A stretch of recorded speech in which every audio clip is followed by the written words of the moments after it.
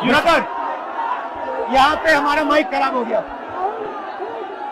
और public meeting करना मुश्किल है। जी बिल्कुल ठीक बात है। तो मैंने सोचा कि हम थोड़ा यूपी के बारे में बातचीत कर लें और आप अपना पर्सपेक्टिव हमें बताइए, हम आपको अपना पर्सपेक्टिव बताते हैं, थोड़ी डिस्कशन करते हैं। ठीक बात है, ठीक बात है। मैं समझता हूँ कि जब माइक खराब हो गया, हम दोनों बात करेंगे, वो रिकॉर्ड होकर के जाएगी तो लोग बेहतर और अच्छा समझेंगे और अच्छा रिजल्ट आएगा। और क्योंकि सोशल मीडिया से वेल कनेक्टेड है तो सब लोगों को जानकारी मिल जाएगी कि हम और आप क्या बोल रहे हैं। यूपी जो 80 सीटें दे रहा है, इसमें 79 सीटें समाजवादी पार्टी, कांग्रेस, इंडिया गठबंधन जीत रहा है। एक जो क्यूटो है उसमें हम और आप लड़ाई में हैं। और इस बार क्यूटो नाम कैसे जापान वाला ही है ये क्यूटो, क्योंकि जो प्रधान सांसद हैं उन्हें सपना दिखाया था काशी के लोगों को कि दुनिया की सबसे बेहतर सिटी बनेगी क्यूटो।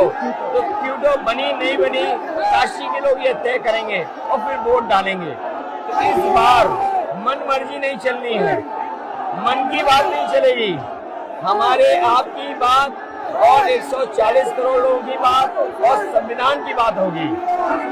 और आपने देखा, हम सब ने देखा कि यूपी को नरेंद्र मोदी जी ने बेरोजगारी का सेंटर बना दिया और इतनी बेरोजगारी की है। ये जितने बच्चे दिखाई दे रहे हैं, ये दिखाओ, वो लोग हैं दिखाओ जो अग्निवीर या पेपर लीक, जिसकी वजह से इन्हें नौकरी नहीं मिली है और ये सब रोजगार नौकरी चाहते हैं। बीजेपी ने जो झूठे सपने दिखाए थे इन्वेस्टमेंट मीट के, जो झूठा सपना दिखाया था डिफेंस एक्सपो का, जो सपने बेचे थे G20 में, लेकिन इन नौजवानों को न नौकरी मिली न रोजगार मिला, आज ये खाली हाथ हैं।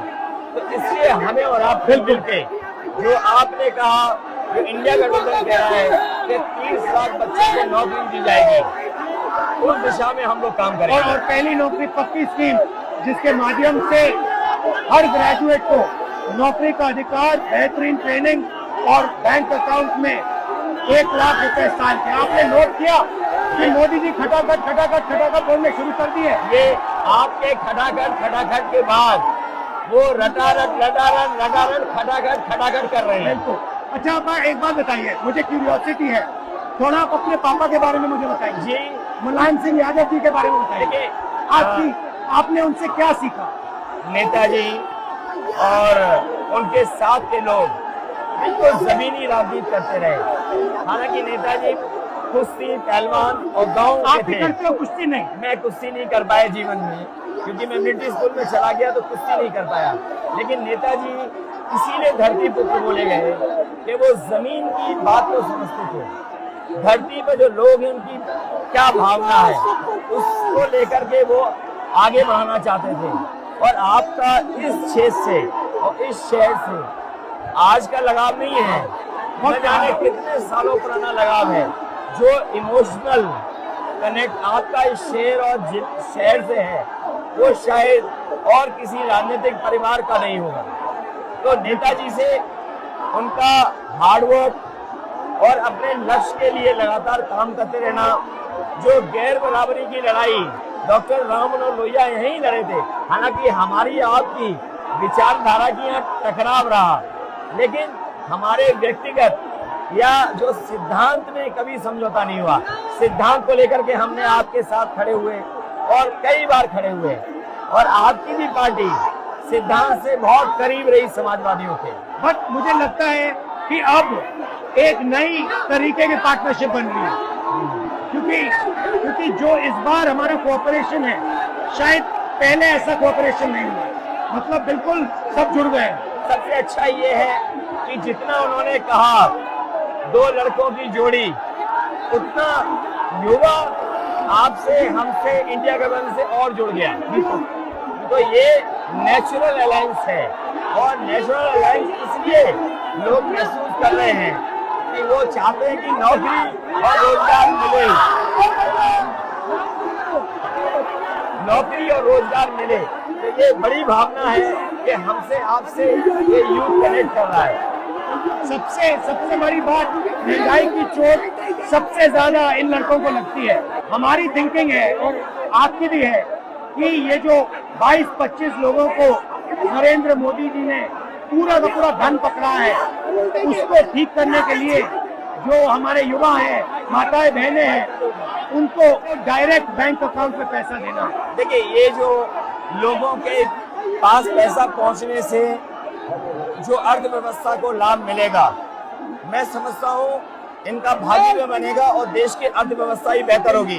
ये जरूरी स्कीम है कि इनके अकाउंट में पैसा पहुंचे, जिससे थोड़ा बहुत जीवन स्तर इनका भी अच्छा हो। नरेंद्र मोदी जी डिबेट से क्यों डरते हैं? क्योंकि वो सच का सामना नहीं करना चाहते। पूरा उनका झूठ का गुब्बारा है। वो बीजेपी और बीजेपी के लोग मन मर्जी से चलते हैं, अपनी मर्जी से चलते हैं और उनको लगता है कि डिस्कशन की कोई जरूरत नहीं है, क्योंकि वो सब कुछ जानते हैं। डेमोक्रेसी में जितना डिस्कशन होगा, जितने विचार एक दूसरे को हम सुनेंगे और एक दूसरे पे भरोसा करेंगे, उतना हमारा लोकतंत्र मजबूत होगा। ये बीजेपी के लोगों ने न केवल हमारी जान को खतरा पैदा किया है, बल्कि लोकतंत्र को भी और संविधान को भी खतरा पैदा कर रहे हैं। और इसका नतीजा दिख रहा है कि चाइना हमारी जमीन के अंदर आ गया, ये बेरोजगारी बढ़ती जा रही है, जो प्रोडक्शन होता है वो नहीं हो रहा है, और पूरा का पूरा एक्सटॉर्शन, ईडी, सीबीआई, ये लोग मतलब एक्सटॉर्ट कर रहे हैं। कई बार सुनने को मिल रहा है और सरकार स्वीकार नहीं कर रही है, लद्दाख की हमारी सीमाएं सुरक्षित हो गई, और अरुणाचल के आसपास या सीमा जो चीन से छू रही है वो बहुत असुरक्षित है। तो चीन से जहां हमारा सीमाओं का खतरा है, वहीं चीन से हमारे बाजार को भी खतरा है। तो कहीं ना कहीं हम लोगों को अपनी मैन्युफैक्चरिंग इकोनॉमी और मैन्युफैक्चरिंग इकोनॉमी को बढ़ावा देना पड़ेगा। और ये जो स्कीम्स है, पहली नौकरी पक्की और महालक्ष्मी, ये मैन्युफैक्चरिंग सिस्टम को, इकोनॉमिक सिस्टम को जंप स्टार्ट करने के तरीके हैं। ये बहुत अच्छा जंप स्टार्ट होगा। इसको अगर फोकस होकर के आईआईटी, पॉलिटेक्निक, इंजीनियरिंग कॉलेजेस को, इन सबको इकोसिस्टम में ला करके, मैं समझता हूँ युवा नौजवानों को अच्छी नौकरी और रोजगार मिल पाएगा। और हमारा लक्ष्य है कि सब, हर जात को भागीदारी मिले, स्पेस मिले, हर इंस्टीट्यूशन में, बिजनेस में, एजुकेशन के सिस्टम में।